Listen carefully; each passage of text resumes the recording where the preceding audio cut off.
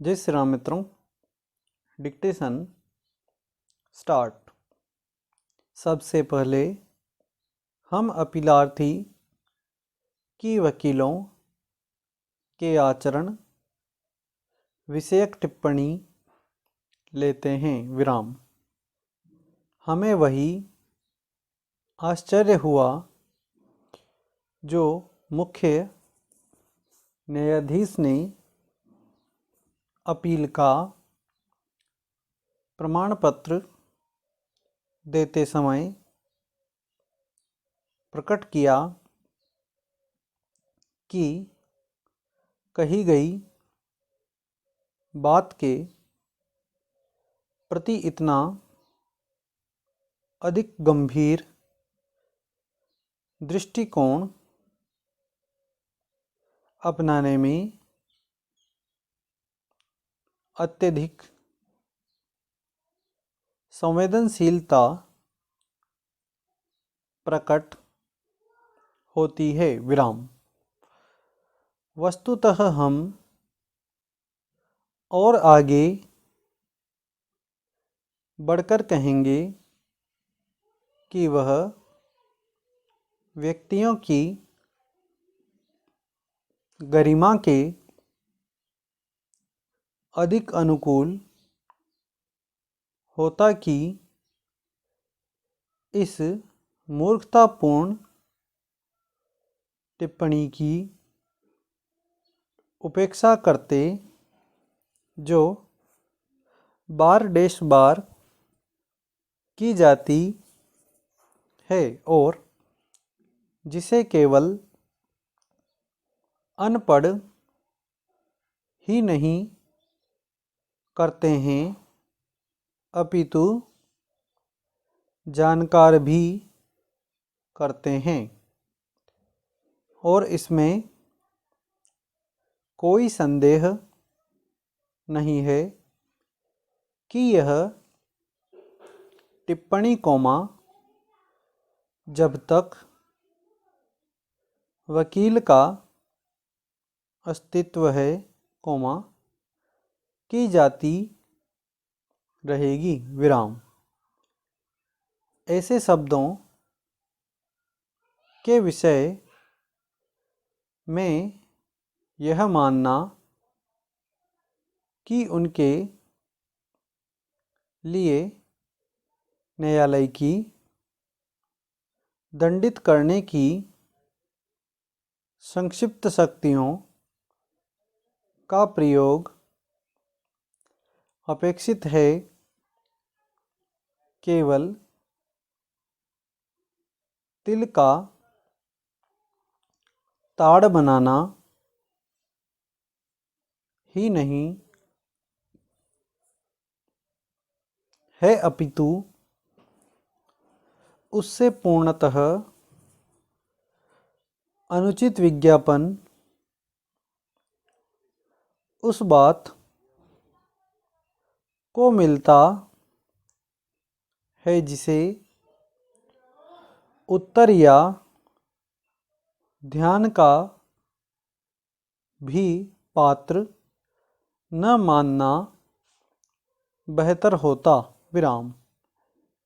इसके अलावा कि क्या आवेदन बुद्धिमत्तापूर्ण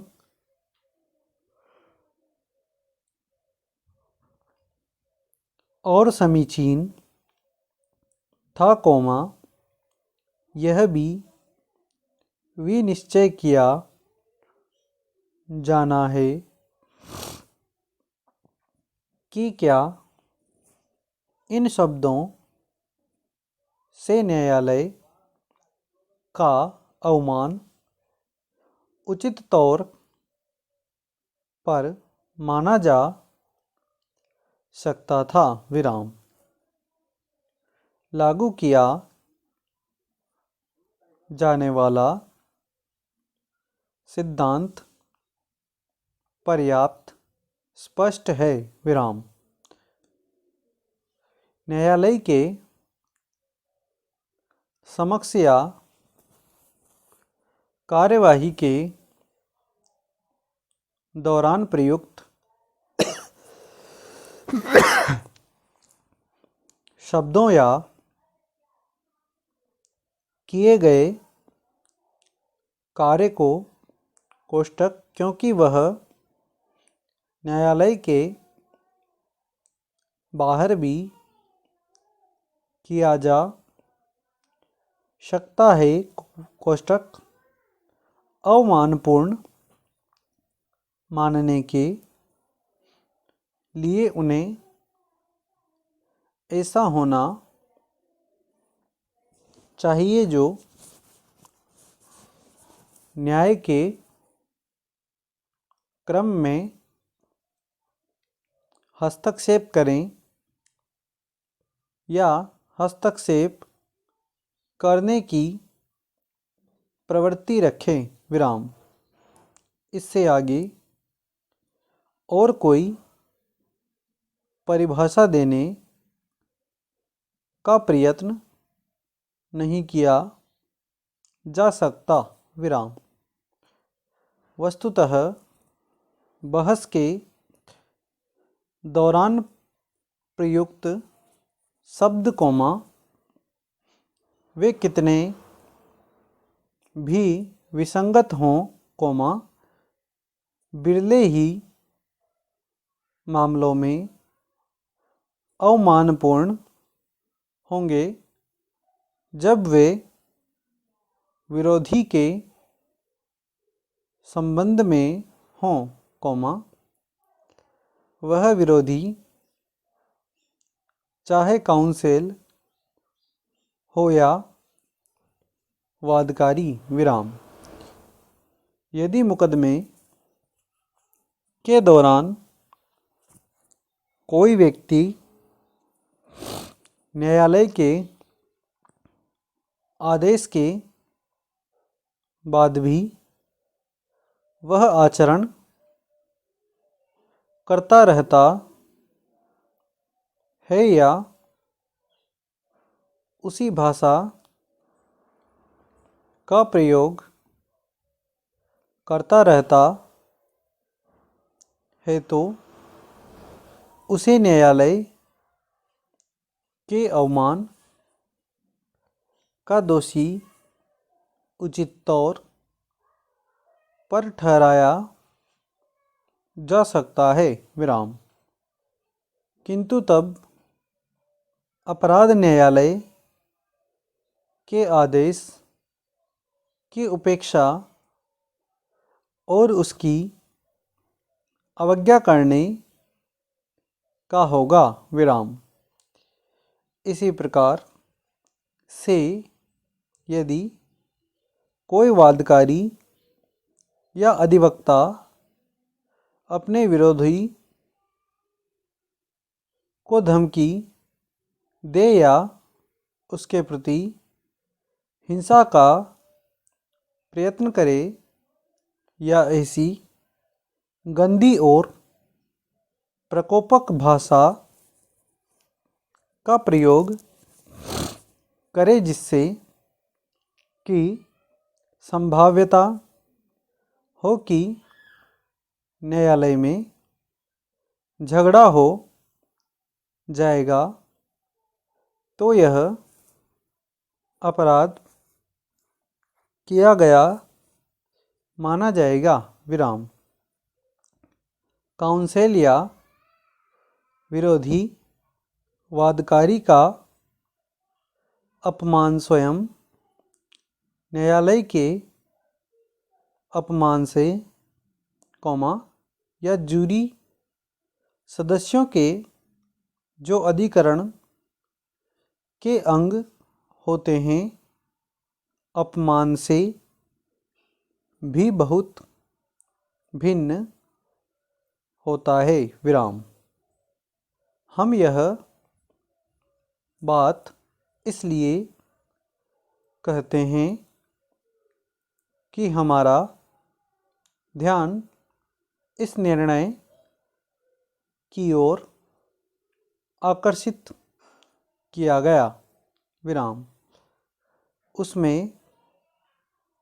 बार के एक सदस्य को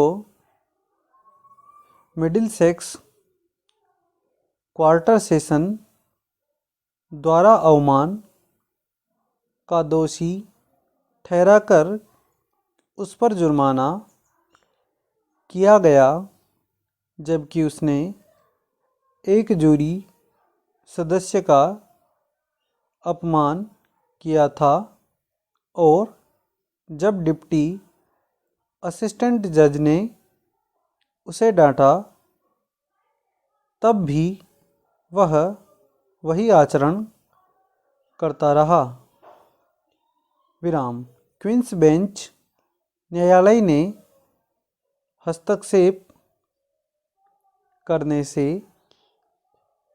इनकार कर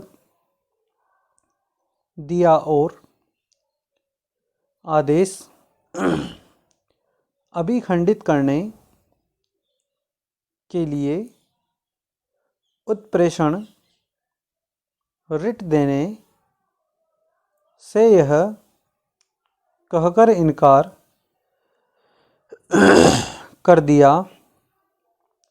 कि वे सेशन न्यायालय के अपील न्यायालय के रूप में कार्य नहीं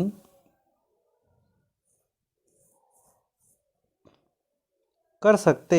विराम। किंतु यह बिल्कुल स्पष्ट है कि न्यायालय का इनकार इस बात पर आधारित था कि ऐसे आचरण का साक्ष्य था जो अवमान की कोटि में आ सकता था और न्यायालय ने यह जांच करने के लिए अपने को स्वतंत्र ठहराया कि क्या निचले न्यायालय के पास यह निर्णय करने के लिए युक्तियुक्त आधार थे कि अवमान किया जाए। विराम। हम इन निर्णयों की चर्चा करना अनावश्यक समझते हैं। विराम। राजा बनाम डेविसन तथा फ्रेंच बनाम फ्रेंच, जिनका न्यायमूर्ति कानिया ने आश्रय लिया। विराम। मुख्य न्यायमूर्ति ब्यूमांट के निर्णय में यह प्रकट किया जा चुका है कि वे विद्वान न्यायाधीश के मत का समर्थन नहीं करते और यह बोर्ड मुख्य न्यायमूर्ति से पूर्णतः सहमत है। विराम। हमारी राय में अपीलार्थी द्वारा वकीलों के संबंध में प्रयुक्त शब्द कॉमा जो उसके द्वारा विशिष्टतः श्री देसाई के लिए आश्रित समझे जाने चाहिए, कॉमा न्यायालय अवमान की कोटि में नहीं आते और न आ सकते हैं। विराम। परिणामतः विद्वान न्यायाधीश को उनकी बाबत संक्षिप्त शक्तियों के प्रयोग की अधिकारिता नहीं थी। विराम। Para change. टैक्सिंग मास्टरों से संबंधित शब्दों के विषय में, कॉमा, निस्संदेह यदि कोई वादकारी न्यायालय से यह कहे कि उसके अधिकारी भ्रष्ट हैं या कर्तव्यों का अभ्यासतः